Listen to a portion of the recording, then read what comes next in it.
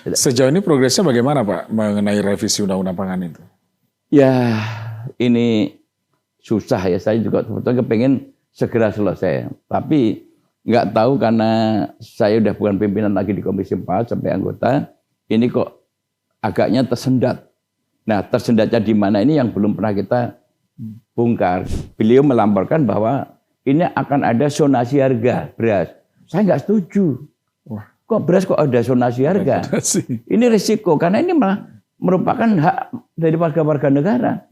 Kalau pupuk itu tidak ada perbedaan harga antara Aceh sampai ke Papua. Kenapa beras itu yang fundamental malah mau dibikin harga zonasi? Bulog sekarang ini kan bukan badan usaha logistik seperti di era Pak Harto dulu. Sekarang Bulog itu fungsinya itu sekarang hanya sebagai pelaksana. Sehingga mereka tidak secara cepat untuk mengeksekusi.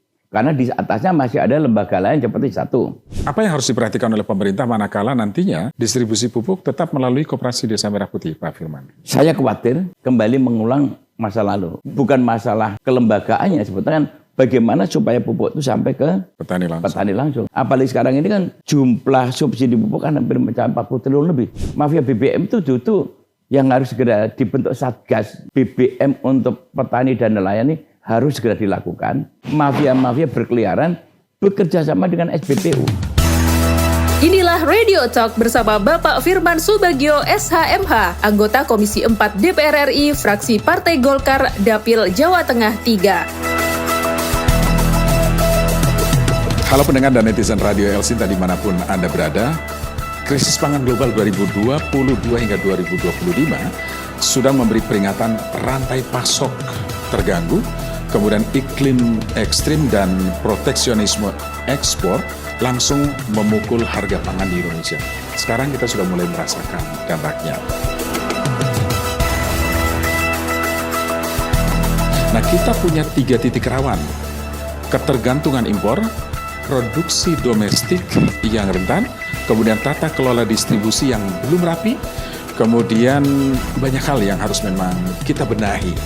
Nah, sekarang ini saya sudah bersama dengan anggota Komisi 4 DPR dari fraksi Partai Golkar, Pak Firman Subagio, yang selama ini memang selalu kita dengar bagaimana komitmennya mengamankan rantai pasok pangan itu tidak hanya tugas dari pemerintah saja, DPR termasuk juga sama, tentu saja masyarakat menjadi bagian penting untuk memastikan bahwa seluruh kebutuhan pangan kita itu terjamin, tercukupi, dan tidak terganggu dalam sistem rantai pasoknya.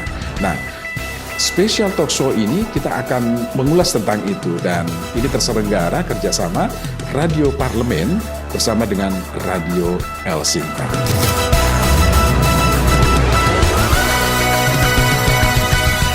Saya langsung sapa beliau, Pak Firman Subagio, sudah hadir di sini. Pak Firman, apa kabar Pak Firman? Alhamdulillah. Sehat ya Pak ya?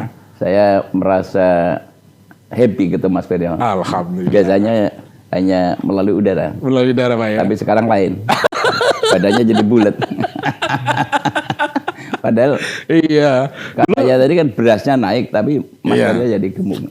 Jadi imbang dong Pak, beras naik, berat badan juga naik, nggak mau rugi nih Pak. Bukan, gemuk itu ada dua Mas. Jadi dalam teori itu, yang satu itu memang karena menunjukkan kesehatan meningkat, atau stres. Atau stres. Nah, stres kan makan terus. Iya. Stres gara-gara harganya makan naik, harganya menjadi gemuk. Iya, tapi mudah-mudahan sih bukan karena stres ya Pak ya. Bukan karena stres. Ya, tapi sehat kok. Sehat, yang penting sehat. Oke. Pak Firman, kali ini yang kita bahas tidak jauh sebetulnya dengan yang kita bahas. Tetapi kita, yang selama ini di radio, tetapi memang ini lebih penguatannya adalah saya ingin tahu secara detail apa yang Pak Firman Subagio lakukan di Komisi 4 DPR sebagai mitra pemerintah khususnya di bidang pangan ya Pak Firman ya. Saat ini bagaimana sih Pak Firman kondisi pangan kita Pak Firman? Dan tentu saja yang berkaitan dengan nasib petani, nelayan dan lain sebagainya. Jadi begini Mas Ferry, kalau kita bicara pangan saya akan juga tarik ke atas dulu. Bahwa pangan ini merupakan kebutuhan pokok yang fundamental. Betul. Karena pangan ini juga merupakan mandatori itu amanat daripada Undang-Undang Dasar. Ada 3 prinsip dalam Undang-Undang Dasar kita bahwa sandang papan pangan itu harus tersedia oleh negara. Betul. Dan kemudian kita juga harus mengutip rilis PBB bahwa pangan adalah bukan hak asasi manusia. Jadi itu menjadi yang selalu menjadi ukuran-ukuran kami untuk bagaimana memikirkan, memperjuangkan nasib petani dan masalah pangan kita. Dan kedua, kami melihat bahwa keseriusan daripada Presiden Pak Prabowo ini sangat luar biasa karena selama ini tata kelola pangan itu terutama beras itu juga akibat daripada kurang beraninya pemerintah ini atau kepala pemerintah mengambil sebuah kebijakan yang berpihak kepada petani. Selama ini, alhamdulillah di pemerintah Pak Prabowo ini dengan adanya keberanian beliau melihat fakta di lapangan bahwa petani itu ternyata belum mendapatkan manfaat keuntungan dari mereka menekuni sebagai petani dan kemudian kemarin beliau menetapkan harga dipatok dengan 1.500 itu menunjukkan keberhasilan yang luar biasa. Yaitu akhirnya kita bisa swasembada pangan yang rencananya di 2027 dan alhamdulillah 2025 kemarin kita sudah mulai secara bertahap dan hari ini itu kita sudah memiliki stok hampir 5,3 juta ton. Ini melebihi daripada terbesar ya Pak? Terbesar dalam sejarah. Nah setelah kita pelajari ternyata memang ini hanya masalah kebijakan. Oleh karena itu kalau ini konsep ini juga bisa diterapkan untuk komoditi lainnya seperti negara-negara lain, saya rasa ini pertanian akan sejahtera. Karena Indonesia sebagai negara agraris tentunya harus keberpihakannya kepada petani. Kita punya jumlah petani cukup besar, 29 juta petani kita. Namun disayangkan karena selama ini image petani itu adalah belum memberikan dampak yang positif bagi perekonomian masyarakat. Hingga kecenderungannya mereka sekarang ini tidak mau bertani. Tapi dengan adanya kebijakan contoh beras yang dipatok 6.500, kalau ini juga komoditas itu pemerintah mau mengatur atau hadir untuk buat regulasi di dalam kebijakan harga, ini akan menarik. Iya. Pak Firman, perlu nggak sih ada undang-undang atau apapun yang mungkin perlu direvisi untuk memperkuat regulasi yang berkaitan dengan kesejahteraan pokok, kesejahteraan para petani? Kami sudah mulai membahas yaitu revisi Undang-Undang Pangan. Di mana Undang-Undang Pangan ini memang ya walaupun baru beberapa tahun, tapi kalau kita lihat dari perkembangannya maka perlu diperbaiki. Pertama adalah tata kelola pangan ini yang harus diperhatikan ini bukan hanya dari sisi produksinya, tapi rantai pasoknya. Rantai pasok ini menentukan. Oleh karena itu belajar di pengalaman kami kemarin ketika Bapak Presiden Pak Prabowo itu menekankan agar pupuk ini harus bisa direct kepada petani. Artinya bahwa pupuk ini bukan membubarkan distributor, tetapi bagaimana pembantu presiden melakukan evaluasi. Ternyata apa yang terjadi setelah kami bentuk tim panja pupuk, kemudian kami juga melakukan turun di lapangan panja pupuk, kemudian kita menggali dari berbagai masukan dan terutama sebagai pelaksana pupuk Indonesia, itu kita bedah dan kemudian ternyata yang menghambat itu sebetulnya adalah bukan masalah distribusinya, tapi rantai pasok itu kan akibat daripada kebijakan yang terlalu banyak. Ada kurang lebih 145 kalau tidak salah itu regulasi-regulasi yang akhirnya menghambat karena dari mulai PPL harus tanda tangan rekomendasi, kemudian dari Pak Camat, dari Bupati, Kepala Dinas, Provinsi, Gubernur, nanti Kepala Dinas dan sampai ke pusat itu panjang dan semua punya kepentingan politik. Nah, di mana posisi pupuk itu kan merata untuk semua petani. Betul. Tetapi di tingkat daerah dimainkan. Bagaimana dimainkan ya tadi kalau wilayah tertentu yang atau desa tertentu yang tidak menjadi pendukungnya bupati atau kepala daerah A, B itu kemudian itu dikesampaikan, nggak diberikan alokasi, nggak dikasih rekomendasi. Nah kan nggak boleh. Padahal ini sebetulnya kan masalah kepentingan bangsa tidak boleh diabaikan. Oleh karena itu setelah kita bedah regulasi kita pangkas, alhamdulillah dengan keberanian DPR dan pemerintah dari Pak Menteri Pertanian kemarin akhirnya pupuk itu lancar sekarang. Lancar dan kemudian sudah hampir nggak ada masalah. Tinggal ya pengawasan lah tentunya kita tingkatkan. Nah di komoditi pangan juga seperti itu. Nah harapan kami ke depan di Undang-Undang Pangan ini adalah bagaimana mekanisme distribusi ini. Karena sekarang Bulog ini fungsi perannya kan agak berbeda. Mungkin ini masyarakat perlu mengetahui bahwa Bulog sekarang ini bukan badan usaha logistik seperti di era Pak Harto dulu, di mana Bulog itu sebagai regulator dan eksekutor. Iya. Dulu kan satu pintu, sebagai penjangka harga dan buffer stock. Ketika harga di petani anjlok, maka Bulog menyerap dengan harga yang waktu kan belum ada ketentuan, sekarang udah 6.500. Kemudian kalau terjadi gejolak harga pasar, Bulog operasional. Nah, sekarang Bulog itu fungsinya itu sekarang hanya sebagai pelaksana. Sehingga mereka tidak secara cepat untuk mengeksekusi. Karena di atasnya masih ada lembaga lain seperti satu. Ada namanya Badan Pangan Nasional. Kemudian ada Menko Pangan. Masih ada kementerian-kementerian yang terlibat. Nah, ini yang harus kita bedah sehingga ke depan itu bagaimana untuk mengatasi terhadap lambannya atau birokrasi terhadap tata kelola distribusi ini mungkin bisa juga kita lakukan seperti pupuk tadi. Kalau memang ada satu lembaga yang ingin dianggap penghambat, ya yuk kita perbaiki dan kemudian kalau perlu lembaga-lembaga yang tidak mungkin atau menghambatnya, kalaupun dibubarkan saja supaya direct kembali kepada sistem di era Pak Harto, yaitu Bulog itu kembalikan sebagai buffer stock penyangga harga sebagai regulator dan eksekutor. Kenapa? Bulog dibuat seperti itu kan tadi prinsip dasar ini amanat konstitusi, undang-undang dasar. Jangan sampai masyarakat itu terhambat untuk ketersediaan atau stok pangan akibat birokrasi atau regulasi. Nah, oleh karena itu ini yang kita sedang dalami sehingga kami ingin mengembalikan di dalam undang-undang pangan yang dulu di pasal 126 kalau nggak salah itu memberikan mandatori kepada Presiden membentuk badan pangan. Yang kita maksudkan dulu adalah Bulog itu dikembalikan pada fungsinya. Kenapa harus dikembalikan pada fungsinya? Karena saya melihat bahwa, karena saya sebagai inisiator pertama, kami melihat bahwa Bulog dibubarkan itu sebetulnya kan satu keputusan politik atau LOI yang dibuat Keynesius, IMF bersama Pak Harto ketika Pak Harto lengser, itu ditekan supaya Bulog dibubarkan. Nah, karena IMF, utang IMF sudah dilunasi oleh negara, oleh pemerintah ketika Pak SBY, Pak YK di periode pertama, udah lunas, ya kami anggap bahwa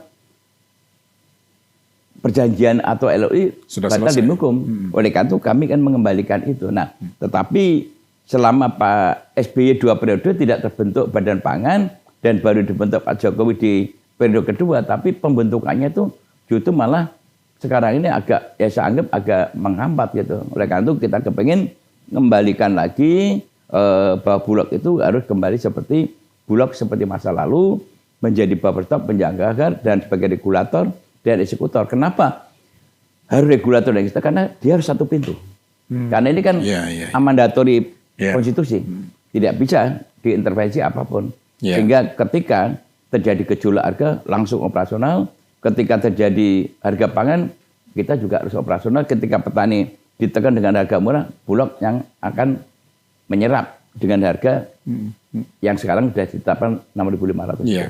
Jadi dengan adanya Badan Pangan Nasional justru Bulog tidak bisa leluasa untuk mengeksekusi kesulitan-kesulitan. Betul. Itu ya. Karena kemarin terakhir kami rapat itu saya tanya, berapa lama sih proses untuk menentukan kapan Bulog boleh mengeksekusi? Itu makan waktu 2 bulan. Loh? 2 bulan. Lama betul, Pak. Lama betul. Padahal beras itu ketika di gudang itu udah 2 bulan itu mesti berubah minimal. Dia harus segera keluar kan? Nah, harus keluar. Mana siklus itu penting. Mereka itu Bu Titi sebagai ketua komisi kemarin kan mempersoalkan itu gimana sih siklus terhadap masalah alur distribusi. Karena beras ini kan numpuk. Ya, masuk pertama di bawah, nggak mungkin distribusi itu akan dibongkar lagi kemudian ambil yang bawah. Ini kan bukan seperti tumpuan map. Kalau map kertas kan bisa diambil digeser, ini kan beras. Nah ini kerusakan yang memiliki dampak negatif, kerusakan yang sangat luar biasa dan kerugian itu akhirnya ada di Bulog.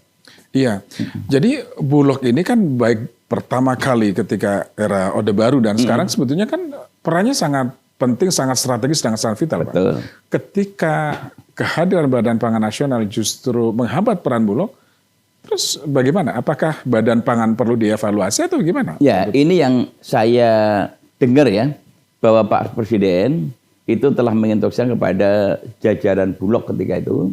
Dan ketika itu kami juga pernah cross check di Pak Menteri Bappenas, Pak Profesor Rahmat Pambudi, juga memang menginginkan akan Bulog itu dikembalikan seperti Bulog masa lalu.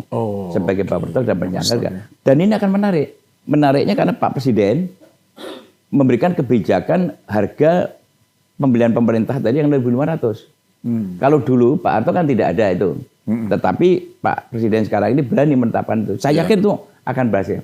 Namun yang perlu diantisipasi adalah bagaimana untuk menjaga psikologis pasar. Karena beras ini kan yang mengkonsumsi kan rakyat Indonesia. Betul. Nah, agar tidak dipermainkan dengan harga, maka ini saya mengusulkan harga bawah dengan 6.500 tadi kan dari sisi tingkat keekonomisan, petani udah untung sekarang ini. Senang sekali itu dengan 6.500. Nah, harga pasar itu yang harus ditetapkan harga tertinggi berapa supaya konsumen terjamin. Itu ini yang harus kita lakukan. Ada istilahnya itu ada harga bawah, ada harga atas. Harga bawah melindungi petani, harga atas melindungi konsumen. Ini yang belum diatur, makanya itu dalam revisi Undang-Undang Pangan itu kami akan normakan itu. Pak Firman, beberapa peraturan atau apapun yang berkaitan dengan distribusi tadi pupuk itu kan sudah berhasil disederhanakan lah. Sehingga distribusi pupuk bagi petani lancar. Alhamdulillah. Nah, kemudian sekarang ada wacana bahwa distribusi pupuk pun nantinya akan melalui Koperasi Desa Merah Putih. Kira-kira dengan begitu apakah jauh lebih mudah atau nanti akan ada persoalan baru lagi, Pak Firman? Begini, ini yang saya khawatir. Karena kami harus belajar daripada pengalaman di era Pak Habibie, di mana Pak Adi Sasono sebagai Menteri Koperasi itu telah membentuk koperasi-koperasi sebagai pelaksana distribusi pupuk waktu itu. Salah satunya. Apa yang tadi gagal? Karena distribusi pupuk ini kan mempunyai aturan tersendiri. Pengalaman-pengalaman yang lalu mengenai masalah distribusi pupuk itu pernah gagal karena apa? Karena koperasi tidak mampu atau gagal bayar. Akhirnya dana negara yang dikelola oleh pemerintah untuk pupuk subsidi itu tidak bisa kembali. Kerugian waktu cukup besar. Nah, ketika itu kami sudah ditugaskan waktu di era Orde Baru tugaskan untuk negosiasi kepada pemerintah untuk ada pemutihan tapi nggak berhasil. Terus kemudian sekarang ini diambil pola baru yaitu dibentuk distributor. Sudah 20 tahun. 20 tahun ini uang negara selamat. Karena keberadaan distributor. Karena distributor itu di samping mereka itu ditunjuk sebagai distributor, dia persyaratannya ketat. Harus punya gudang sendiri, punya armada sendiri, kemudian punya staf-staf yang memang kemampuannya kemampuan sebagai perusahaan, kemudian dia harus menempatkan deposito di situ sebagai jaminan pembayaran dan harus nebus DO. Nah, dengan posisi itu uang negara aman dan kemudian distribusi mudah dipantau karena kalau ada distributornya nakal, itu pupuk Indonesia tinggal memantau.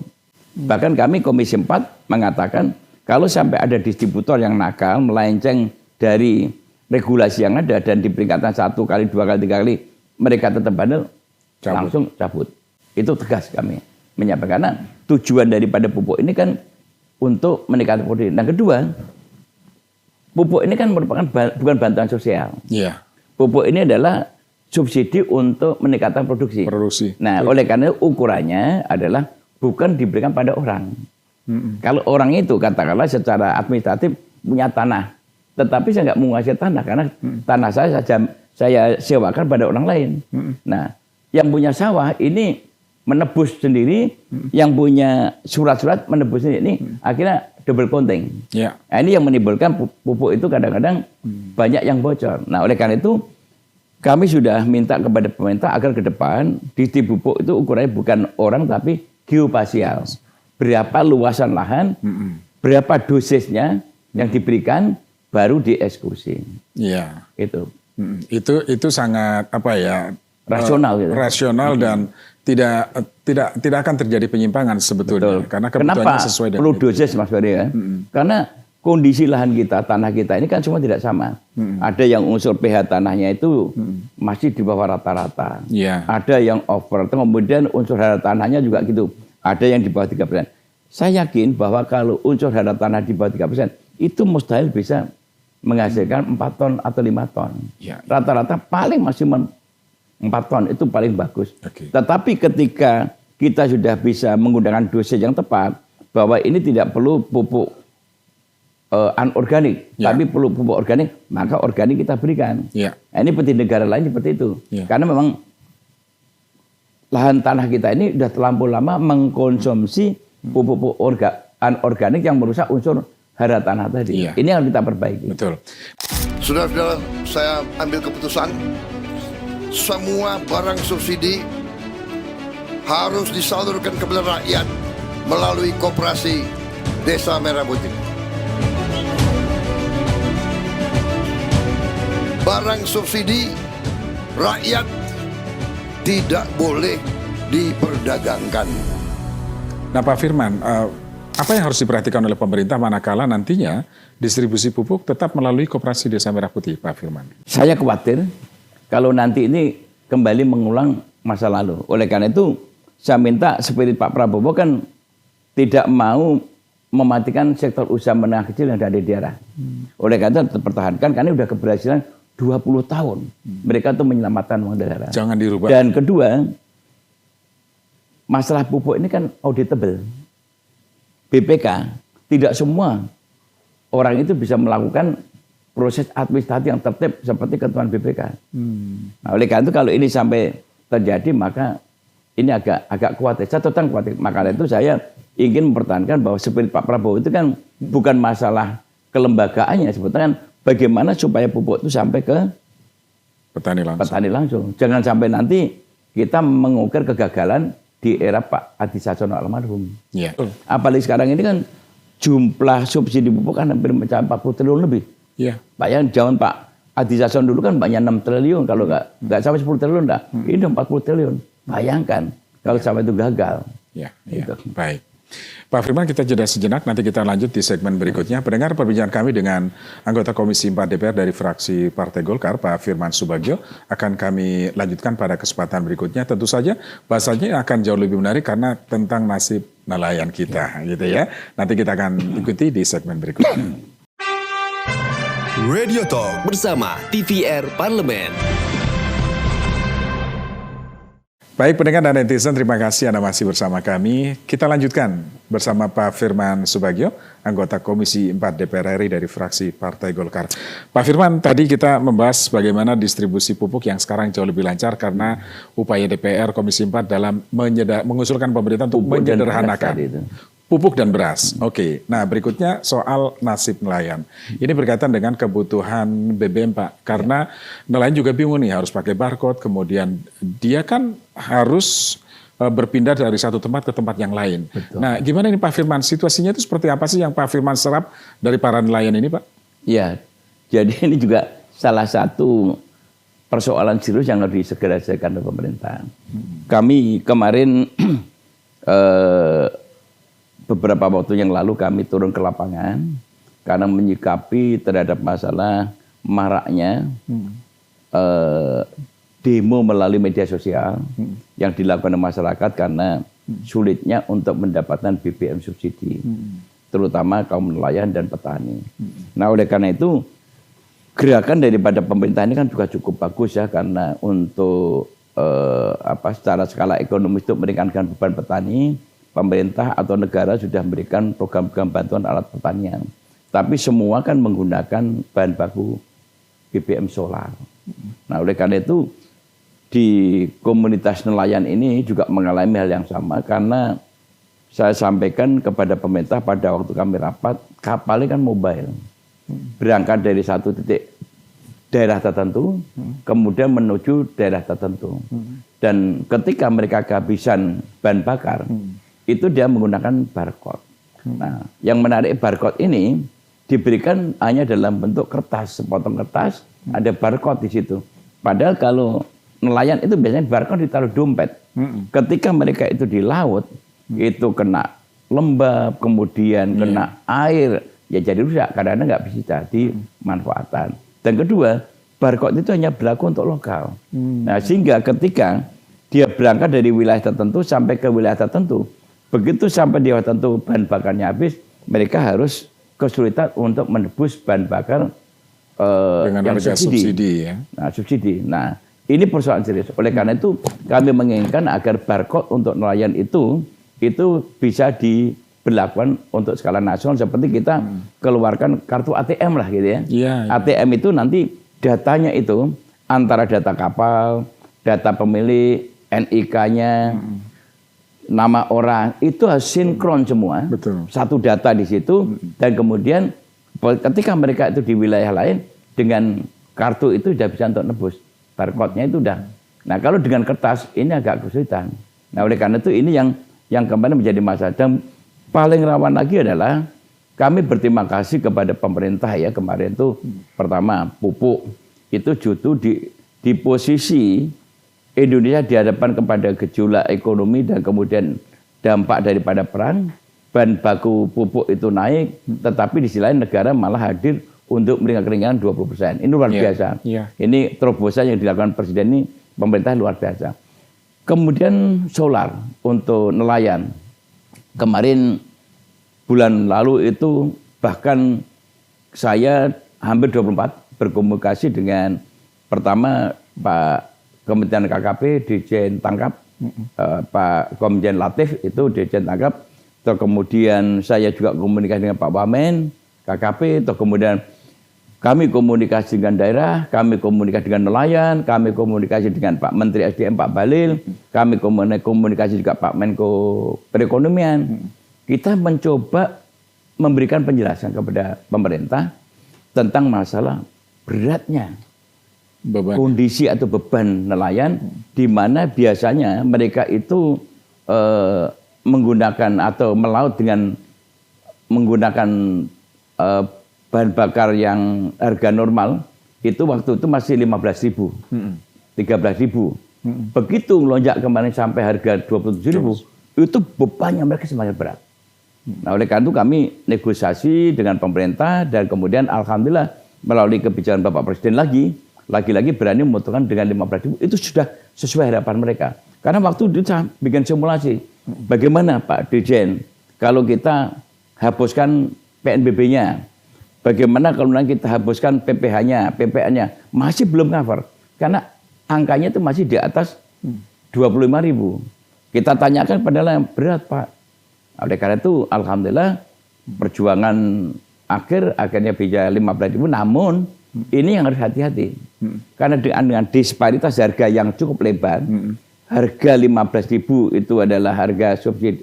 Sekarang subsidinya kan 6.800. Sekarang kalau kita memberikan harga 15.000 untuk yang non subsidi, untuk nelayan, kalau itu harga 27.000 kan masih ada 12.000. 12.000 itu harga yang cukup lebar. Betul. Kalau kita mencuri satu hari itu bisa mendapat ya 10 ton saja. Dihitung berapanya. Yang saya khawatirkan adalah manipulasi kondisi ini. Dan kemudian ini maraknya mafia BBM. Mafia BBM itu justru yang harus segera dibentuk Satgas. Satgas pengamanan BBM untuk petani dan nelayan ini harus segera dilakukan. Karena saya khawatir ini adalah mafia-mafia berkeliaran bekerja sama dengan SBPU. Ngambil jatah-jatah subsidi masyarakat tadi ya. Mengambil jatah-jatah subsidi dengan harga subsidi 15.000 dijual ke industri. Dijual aja nggak sampai 27.000. Dijual aja 24.000, dia untung berapa dia? Ini terjadi di Pantura tuh lagi rame ini demo-demo. Lagi rame. Oleh karena itu saya mendesak kepada pemerintah supaya dibentuk Satgas. Kami sudah lapor ke Pak Menteri KKP, juga kami sudah komunikasikan Pak Menteri SDM. Ini menjadi perhatian beliau yang sangat besar. Karena Pak Balil sendiri kan merasa perjuangan berat ini kalau dimanfaatkan mafia-mafia begitu kan nggak fair. Nah, oleh karena itu yang kami khawatir itu kan posisi-posisi kebijakan yang bagus untuk masyarakat akan disalahgunakan oleh kelompok tertentu. Ini yang harus hati-hati. Iya Pak Firman, jadi memang problemnya sebetulnya akses keadilan bagi para petani Betul. tadi, kemudian nelayan gitu ya. Nah, apalagi sekarang situasi sedang sulit, Pak. Ini BBM juga kan secara global ini kan juga perang juga masih berkecamuk dan ini belum akan ada mengganggu. kepastian kan? Belum ada kepastian Kapan sampai selesainya? kapan, betul. Nah, ini bagaimana Pak Firman, aspirasi masyarakat ini, rakyat ini, kelompok-kelompok tani dan lain-lain ini disampaikan kepada pemerintah, Pak? Nah, tentunya ini yang menjadi perhatian kami serius di Komisi 4 adalah agar kita pikirkan dampak daripada perang. Iya. Karena perang ini kan sampai sekarang kan belum ada kepastian. Iya. Kapan berakhir. Dan endingnya seperti apa kita nggak tahu. Iya. Yang jelas dampaknya udah kita rasakan. Karena infrastruktur yang rusak sedemikian rupa itu tidak bisa diperbaiki dalam sekejap. Iya, Itu perlu waktu. Sehingga kita juga harus menyesuaikan. Nah, oleh karena itu ini yang harus kita lakukan adalah pertama kalau pupuk kita mencari terobosan-terobosan. Pupuk alternatif. Yaitu kita tidak fokus kepada pupuk-pupuk yang berbahan kimia yang masih menggantungkan daripada bahan baku impor. Kemudian juga kalau pupuk urea masih cukup karena gas kita cukup banyak ya. Tetapi kalau untuk tebu itu butuh NZ, MPK itu masih impor. Itu udah sulit dikendalikan. Oleh karena itu kearifan lokal harus kita mulai. Kita ingin mengajak ya kepada para pihak dan pemerintah terutama, ayo kita memudayakan yaitu partisipasi masyarakat. Karena masyarakat sekarang kan udah mulai pandai ya, pandai untuk bagaimana membuat pupuk-pupuk alternatif. Iya, alternatif. Ya, salah satunya adalah pupuk organik. Organik. Organik itu macam-macam.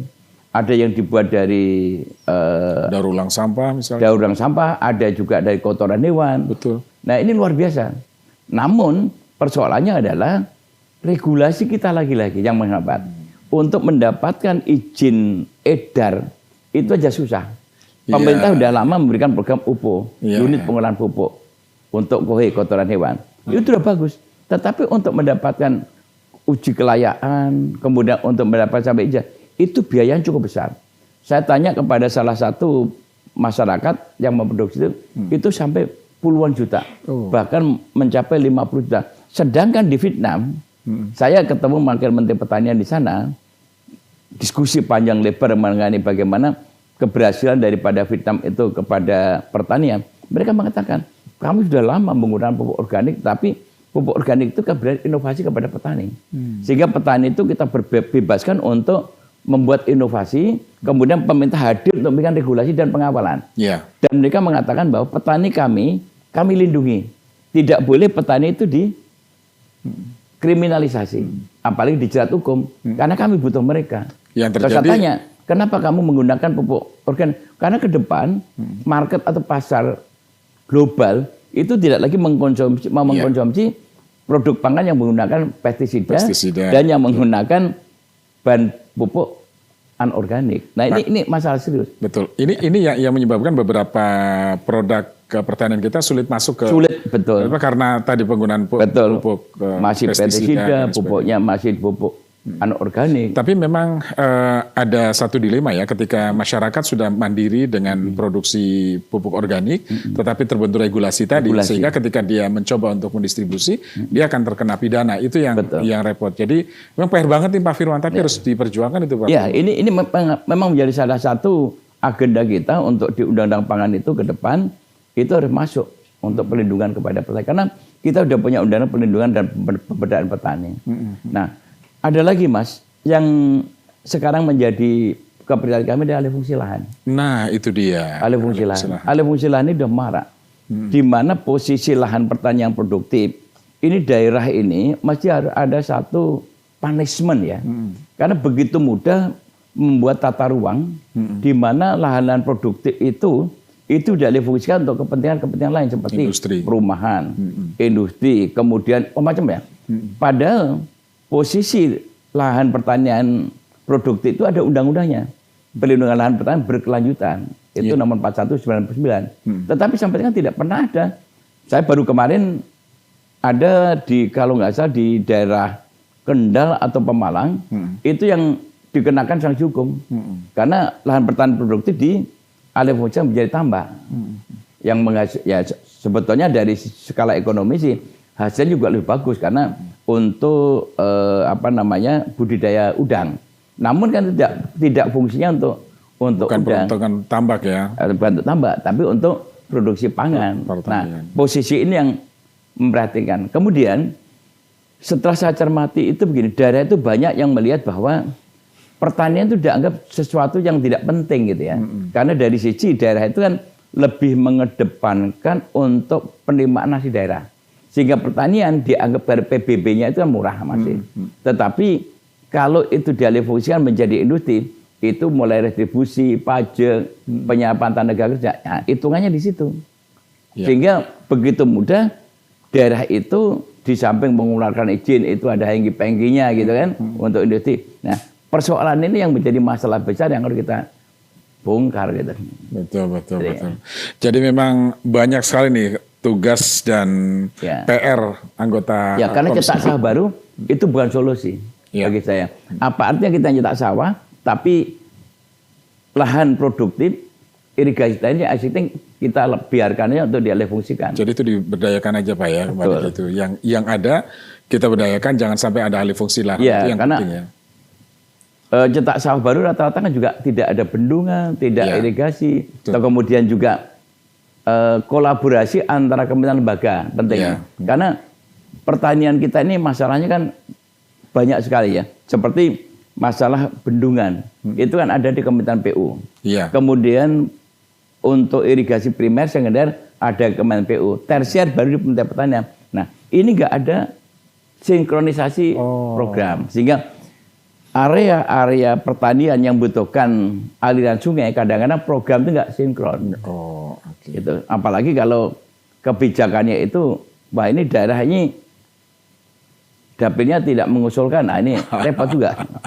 Gitu kan. Akhirnya kepentingan mana yang masuk duluan kan gitu ya. Kepentingan mana dulu. Padahal sebetulnya kan ada kepentingan besar adalah bagaimana untuk swasembada pangan. Betul. Gitu. Baik. Pak Firman, kita jeda kembali Pak Firman karena berikutnya kita ingin tahu pengawasan ya. Pertama soal anggaran dan pengawasan seperti apa yang dilakukan oleh Komisi 4 DPR supaya program-program yang dieksekusi untuk kepentingan petani, nelayan, masyarakat secara umum berjalan sebagaimana mestinya. Tetaplah bersama kami. Radio Talk bersama TVR Parlemen. Pendengar dan netizen, terima kasih Anda masih bersama kami. Kita akan lanjutkan pembahasan seputar ketahanan pangan bersama Pak Firman Subagio, anggota Komisi 4 DPR RI dari fraksi Partai Golkar. Tadi kita sudah membahas bagaimana rantai distribusi pupuk, kemudian beras yang sekarang ini jauh lebih baik. Kemudian swasembada pangan, ternyata sejarah mencatat baru sekarang kita punya stok pangan yang sangat melimpah. Ya, 5 juta ton, kalau tidak salah seperti itu Pak Firman. Jadi ini terbesar sejarah. Tapi jangan lupa bahwa ancaman ke depan juga soal krisis pangan juga masih menjadi ancaman maksudnya. Kenapa? Karena situasi global, iklim, ya ini juga harus diantisipasi, El Nino dan lain sebagainya. Nah, bagaimana DPR mendorong, memastikan agar ini juga bisa kita antisipasi sejak sekarang ini. Apa yang harus kita lakukan? Kita tanyakan langsung ke Pak Firman. Pak Firman, ini menarik ya Pak Firman. Tadi kita sempat diskusi tentang krisis pangan ini juga masih menjadi ancaman loh, meskipun kita sekarang swasembada pangan. Nah, yang dimaksud itu apa Pak Firman? Apakah kita perlu menyiapkan masyarakat kita dengan pangan-pangan yang diversifikasi pangan yang harus kita siapkan dari sekarang atau gimana Pak Firman? Begini Mas. Ini masalah isu yang menarik sejak cukup lama ya. Itu kan adanya anomali cuaca. Iya. Sekarang ini kita lagi rame-ramenya untuk mengantisipasi terhadap El Nino. Karena kita punya pengalaman di beberapa tahun yang lalu, dampak El Nino itu penurunan produksi pangan kita cukup tajam. Hampir mencapai 2 juta ton. Itu luar biasa. Betul. Nah, artinya bahwa El Nino ini kan sebuah ancaman besar. Namun El Nino ini kan bukan buatan manusia. Sebab akibat ada manusia kan, karena hutannya dibabah dan sebagainya. Tetapi kan kita tidak bisa menentang El Nino. Oleh karena itu saya punya prinsip bahwa kita tidak perlu memperdebatkan El Nino. Karena El Nino itu kan ciptaan Tuhan. Iklim itu kan Tuhan yang tahu. Oleh karena itu kita bersahabat dengan El Nino.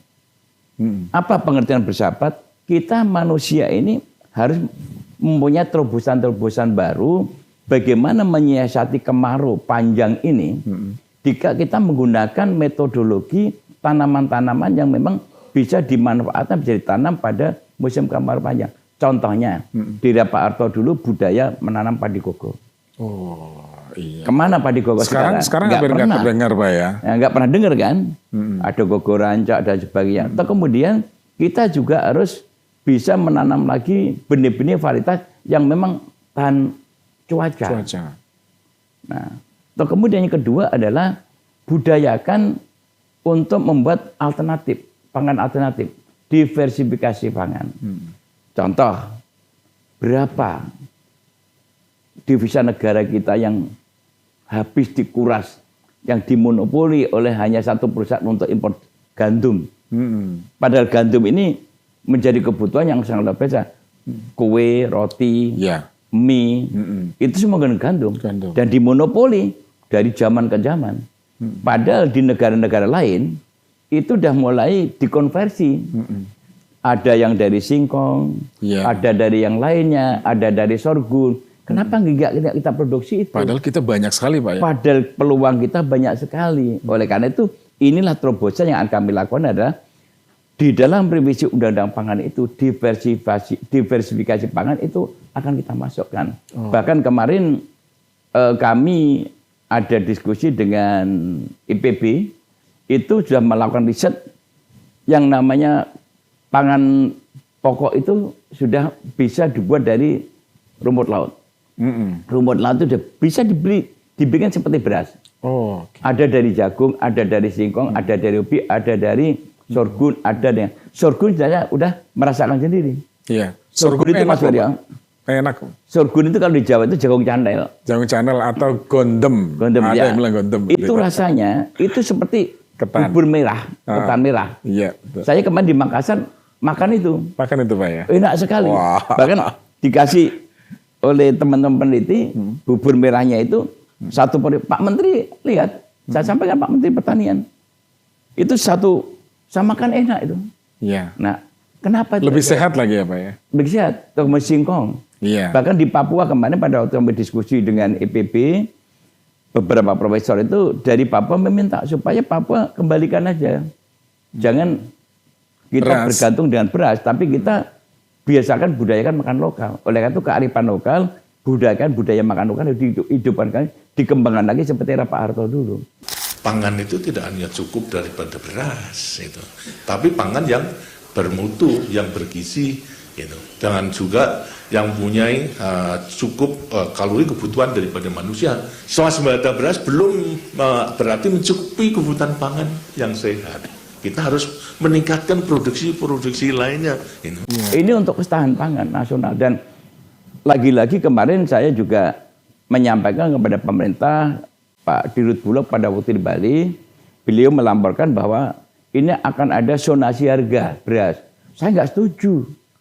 Kok beras kok ada zonasi harga? Ini risiko karena ini malah merupakan hak dari warga-warga negara. Sandang papan pangan itu adalah amanat konstitusi. Kalau pupuk itu tidak ada perbedaan harga antara Aceh sampai ke Papua. Kenapa beras itu yang fundamental itu yang merupakan mandatori daripada undang dasar malah mau dibikin harga zonasi. Ini bisa menimbulkan diskriminasi kepada hak warga negara. Bahaya sekali. Kemudian BBM yang dulu awalnya juga pernah terjadi sekarang begitu pemerintah juga kebijakan harga BBM harga nasional. Soal mengenai transportasi itu tanggung jawab negara. Jangan dibebankan pada rakyat. Rakyat itu harus diberikan ini loh kebutuhan kamu. Ini negara gitu loh. Nah, ini posisi yang akhirnya teman-teman dari Papua terutama yang anggota DPR dari perwakilan minta supaya sagu dikembalikan. Jangan kita dijaga ketergantungan dengan beras yang harganya sangat mahal. Nah, ini posisi kebijakan ini lagi-lagi adalah kebijakan yang harus kita perbaiki. Regulasi yang selama ini kita jalankan ya ternyata ada yang salah, kita kembalikan kepada jalan yang benar. Sejauh ini progresnya bagaimana Pak mengenai revisi Undang-Undang Pangan itu? Ya, ini susah ya. Saya juga sebetulnya kepengen segera selesai. Tapi nggak tahu karena saya udah bukan pimpinan lagi di Komisi 4 sampai anggota. Ini kok agaknya tersendat. Nah, tersendatnya di mana ini yang belum pernah kita bongkar, kita tanyakan. Di mana, ayolah kita serius menata ini, karena ini masalah kan masalah yang sangat serius untuk masalah swasembada pangan menuju kedaulatan pangan. Ini jangan sampai nanti ya, ini Pak Presiden kan cukup bagus ya, udah berhasil bisa mencapai 5,3 juta ton. Jangan sampai nanti di kemudian hari kita flashback bahwa kita import lagi. Nah, oleh karena itu dengan kondisi ini stok import itu menjadi salah satu hal yang penting. Di samping kita menata komoditi-komoditi lainnya. Oleh karena itu kalau kita bicara pangan ini, program-program yang dibuat pemerintah seperti makan bergizi gratis. Saya termasuk orang yang pendukung mengenai makan bergizi gratis. Kan ini program kemanusiaan. Faktanya di daerah-daerah itu kan memang banyak ya anak-anak yang tidak mampu, yang memang mengkonsumsi makan pagi itu tidak memenuhi 4 sehat 5 sempurna. Namun pelaksanaannya sejak awal saya nyampaikan memang harus dievaluasi. Kalau bisa jangan diberlakukan nasional. Daerah-daerah tertentu aja yang 3T, yang tertinggal, terpencil, itu harus diutamakan. Seperti Pak Harto dulu. Oleh karena itu ini penting. Nah kalau ini semua dilakukan, orang kota nggak perlu MBG. Apalagi perguruan tinggi nggak perlu MBG. Malah nggak dimakan lagi. Malah nggak dimakan. Daerah terpencil yang membutuhkan. Itu. Oke. Jadi memang Pak Firman, regulasi itu kan penting sebagai payung hukum ya Pak Firman. Betul. Ya. Dan itu juga yang bisa dilakukan untuk menyesuaikan apa yang menjadi persoalan di masyarakat. Nah, Pak Firman mengenai diversifikasi pangan tadi kan juga sangat penting Pak Firman. Karena tadi Pak Firman bicara sorghum saja, itu produknya banyak turunan dan sebagainya. Nah, apakah kita hanya bergantung dengan revisi undang-undang pangan itu baru bisa eksekusi, atau sebetulnya kita melalui menyampaikan kepada Pemda dan lain sebagainya untuk segera memproduksi atau gimana itu Pak Firman? Iya, sekarang ini kan sudah mulai ada yang menginisiasi menanam. Tapi lagi-lagi produsen kan membutuhkan satu kebijakan. Nah, jangan sampai nanti mereka udah investasi dan kemudian kebijakan untuk sorghum dan lain sebagainya itu tidak dilakukan pemerintah, sehingga dianggap mereka melanggar. Nah ini yang bahaya kan. Oleh karena itu regulasi menjadi penting, dasar aturan hukum untuk tata kelola pemerintahan dan negara untuk masalah pangan. Oleh karena itu di undang-undang pangan ini menjadi penting bagi saya atau bagi teman-teman untuk memastikan bahwa diversifikasi pangan itu ini penting dan inovasi juga penting. Oleh karena itu kearifan lokal inilah yang harus kita jaga, sehingga budaya makan lokal itu yang sudah sering menggunakan makan pokoknya itu jagung seperti Madura. Ya udah biar makan jagung. Yang ubi. Yang penting proteinnya, sagu-sagu, sorghum, tapi proteinnya itu yang harus kita perkuat. Oke, itu yang penting ya Pak Firman ya. Baik, Pak Firman kita jeda lagi, nanti kita masih ada satu segmen terakhir.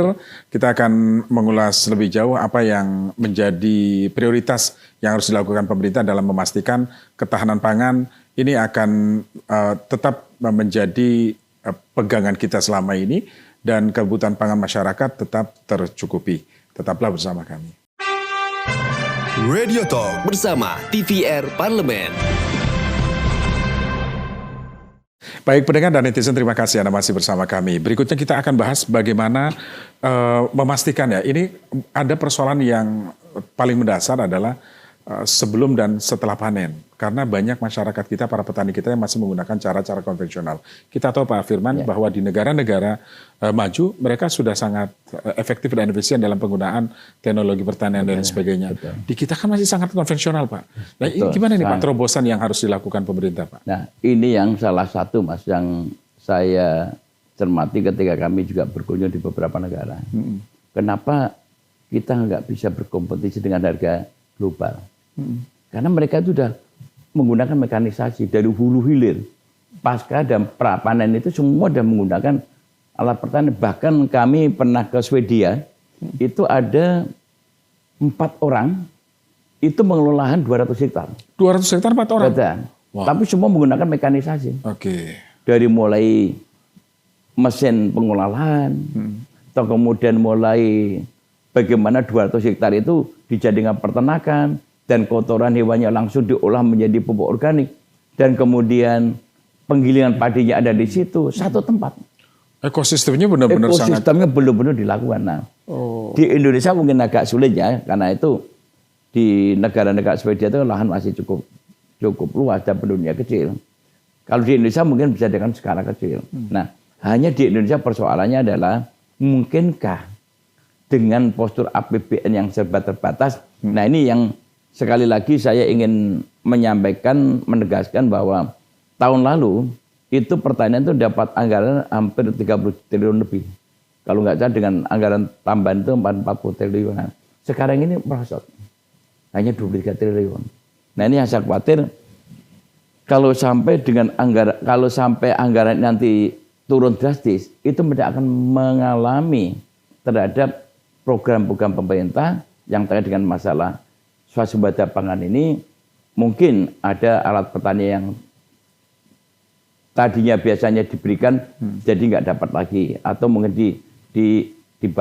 sementara dialihkan ke yang lain. Nah, ini khawatir saja. Oleh karena itu alat pertanian menjadi penting, dan kemudian harapan kami adalah pemerintah itu bisa bikin terobosan baru seperti di negara-negara lain. Katakanlah saya sudah bicara dengan Pak Menteri Pertanian kemarin, ayo kita buktikan atau kita lakukan gerakan-gerakan untuk mendukung para petani itu bisa mandiri.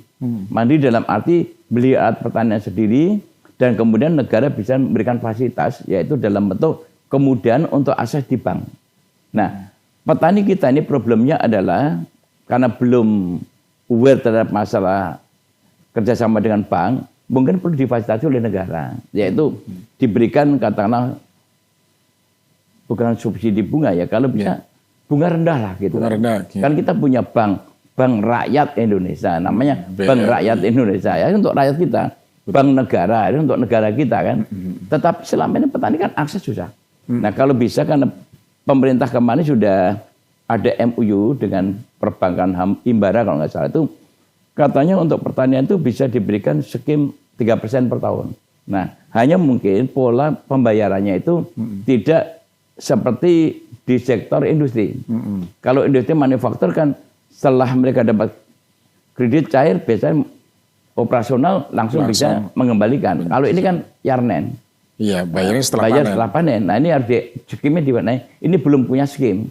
Nah, kedua, alat-alat pertanian itu kalau bisa kita asuransikan. Gitu.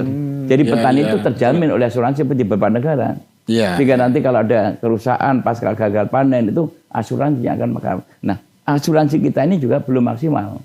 Nah, oleh karena itu kalau bisa dilakukan seperti negara lain itu sangat bagus. Oleh karena saya mengusulkan, saya sedang mencoba ya, mengajak teman-teman yang memang memiliki usaha-usaha di bidang alat pertanian, itu akan kami ajak untuk bagaimana mendesain skim kredit lunak ini dengan kemudian di cover asuransi.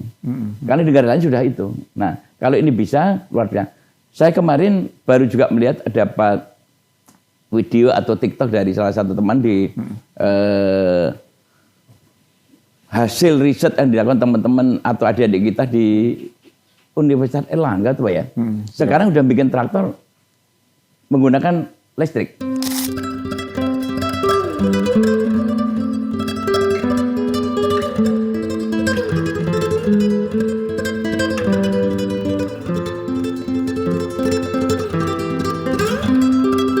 Nah, ini juga menarik. Dan harganya murah. Nah, kalau ini bisa, kenapa tidak? Nah, ini menarik Pak Firman, karena di sisi lain kita bisa mengawal BBM, di sisi lain kita apalagi kalau diinovasikan dengan menggunakan solar cell. Betul. Kembali teknologi, nggak bisa nggak kita. Ini kan berarti Pak Firman sebagai anggota DPR itu bisa melakukan pendampingan langsung kepada mereka, Pak Firman. Betul. Karena kan mereka kan masih perlu terus dikembangkan. Betul. Dan ini juga memberikan kesempatan kepada anak-anak muda. Karena sekarang anak-anak muda ini kan banyak yang ingin ya, atau tidak mau meninggalkan di sana. Tapi dia mau kerja apa? Nah, kalau ini diberikan dukungan dalam bentuk teknologi, mereka akan senang. Kemudian juga bisa memberikan kesempatan kerja kepada anak-anak muda. Bisa inovasi bikin bengkel sendiri. Kan cerdas sekarang ini anak. Iya. Saya membayangkan begini Pak Firman, kita dengan penggunaan teknologi pertanian yang belum maksimal, kita sudah bisa swasembada pangan, kita produksi pangan kita sudah sangat besar Pak. Bagaimana kalau dengan penggunaan teknologi kita merata? Ini akan luar biasa. Maka saya sampaikan kemarin kepada Pak Menteri Pertanian, Pak Amran. tolong dong Bapak kan orang yang paling berani gitu. Sampaikan Bapak Presiden, perintahkan tuh PU dengan Kementerian Pertanian bersinergi untuk atau berkolaborasi untuk bangun irigasi itu supaya inline dengan kebutuhan pertanian. Jangan jalan sendiri-sendiri. Kemudian kredit perintahkan tuh melalui Danantara, bagi Imbara, berikan skim untuk petani kita supaya mandiri. Supaya jangan semuanya ini membebani APBN kita. Ke depan harus kemandirian kita bangun. Kalau kita ini kemudian semua memberikan beban kepada negaranya subsidi, kita nggak akan mampu. Kita nggak akan mandiri sampai kapanpun. Itu sekarang ini kan kita punya presiden yang komitmen tinggi terhadap itu. Kalau nanti presiden ganti lagi, tidak punya komitmen seperti itu, selesai kita import lagi. Karena jangan lupa loh Mas, masalah pangan ini banyak pemainnya. Ya. Kenapa sekarang berhasil? Karena kebijakan pemerintah melalui Bapak Presiden instruksi kepada Menteri Pertanian stop import. Bisa. Mereka sedang tiarap nih Pak sekarang. Kalau ganti presiden. Balas dendam. Bisa jadi nanti ya. Balas dendam dia. Balas dendam. Dan waktu itu atau ketika itu saya pernah sampaikan, ketika pandemi itu kita nggak import. Karena negara-negara kan nggak boleh membuka pelabuhan untuk jalur ekspor impor. Nggak ada yang kelaparan. Begitu pandemi COVID selesai, impor dibuka lagi. Lagi-lagi kebijakan, permainan ada. Kenapa? Ada oknum-oknum yang ikut bermain. Pemburu rente istilahnya begitu ya Pak Firman ya. Oke, jadi memang ini PR yang memang harus segera dibicarakan dengan pemerintah. Mumpung Presiden punya semangat, menterinya punya semangat, DPR-nya juga punya semangat. Ayo kita wujudkan. Oke, Pak Firman terakhir Pak Firman, apa yang perlu Pak Firman sampaikan kepada masyarakat berkaitan dengan komitmen Pak Firman sebagai anggota Komisi 4 DPR dalam memastikan ketersediaan pangan kita tercukupi bagi apapun situasinya, apapun tantangan yang harus kita hadapi Pak Firman, termasuk tadi kesejahteraan para petani dan nelayan kita Pak Firman. Pertama begini, kami menghimbau kepada pemerintah harus ada kebijakan yang tegas, stop import. Karena dengan dana stop import itu analogi saya begini. Sebuah keberhasilan itu hanya ada dua. Dipaksa atau terpaksa. Kalau ketika pandemi COVID-19 itu terpaksa. Akhirnya kita survive. Tidak impor kita bisa makan. Tidak ada orang kelaparan. Setelah itu dibuka lagi. Nah, sekarang Pak Prabowo melalui Kementerian Pertanian memaksa stop impor. Bisa 5,3 juta ton. Nah, oleh karena itu dua hal ini terpaksa atau dipaksa. Sekarang saatnya kita dipaksa. Nah, oleh karena itu saya minta kepada para sahabat kita nelayan dan petani, ayo kita tetap harus optimis. Dan kemudian kita budayakan jangan sampai kita hanya bergantung tangan menengadah ke atas, tapi kita harus berbuat untuk membuat yang baik untuk bangsa kita. Saya memberikan apresiasi karena saya juga sebagai anak petani merasakan betul bahwa petani nelayan itu nggak ada subsidi pun, itu mereka tetap berjalan, survive. Dan itu dari sejarahnya seperti itu. Hanya persoalannya petani dan nelayan itu fasilitasilah oleh negara itu. Berikan kemudahan, ada kepastian harga. Atau kemudian jangan dikriminalisasi. Ya, nelayan yang di tengah laut, kemudian yang jangan dipalak BBM-nya, kemudian salah sedikit harus diperes, kapalnya ditahan, harus nebus sekian, janganlah. Nah, seperti itu harus dilakukan. Oleh karena itu, kalau ini kita lakukan, insya Allah Indonesia negara yang begini besar, spirit semangat Pak Prabowo itu luar biasa. Ini harus kita dukung, betul. Dan kita memahami tentang masalah bagaimana beliau patriotismenya yang luar biasa untuk menuju kedaulatan pangan ini, ya kita berikan apresiasi lah. Nah, oleh karena itu sekali lagi kami minta kepada teman-teman, ayo kita mulai belajar mandiri. Dan kemudian kami juga mengimbau kepada pemerintah melalui Danantara mungkin dan Kementerian Pertanian, ayo mulai kita fasilitasi. Asuransi pertanian, ya asuransi yang kita tunjuk itu jangan dimonopoli lah oleh satu perusahaan, tapi bukalah secara umum supaya bisa berkompetisi. Terus kemudian juga kredit untuk mendapatkan alat pertanian dengan cara murah atau bunga yang murah itu dengan bayar yang modelnya Yarnen tadi supaya mereka bisa ada solusi itu ya Pak Firman. Baik. Pak Firman, terima kasih sudah bersama kami Pak, sangat bermanfaat sekali. Semoga terus komitmen memperjuangkan kepentingan petani dan nelayan Indonesia. Saya terima kasih sekali lagi karena saya ini termasuk penggemar El Sinta. di mana El Sinta selalu mengangkat isu-isu yang kritis dan kemudian bisa memberikan sebuah solusi kepada masyarakat. Baik. Dan alhamdulillah begitu kita diskusi live itu respon masyarakat sangat luar biasa. Bermanfaat untuk semuanya, Pak. Sangat bermanfaat. Baik. Mudah-mudahan El Sinta tetap pada posisi kritis, objektif, konstruktif, dan proporsional. Siap. Ya. Terima kasih, Pak Firman. Dan pendengar, demikian tadi wawancara kami bersama Pak Firman Subagio, anggota Komisi 4 DPR RI, dalam spesial talk show kerjasama Radio Parlemen dan Radio El Sinta. Saya Suwiro, sampai jumpa pada kesempatan yang lain. Demikianlah Radio Talk bersama Bapak Firman Subagio SHMH, anggota Komisi 4 DPR RI, fraksi Partai Golkar, Dapil Jawa Tengah 3.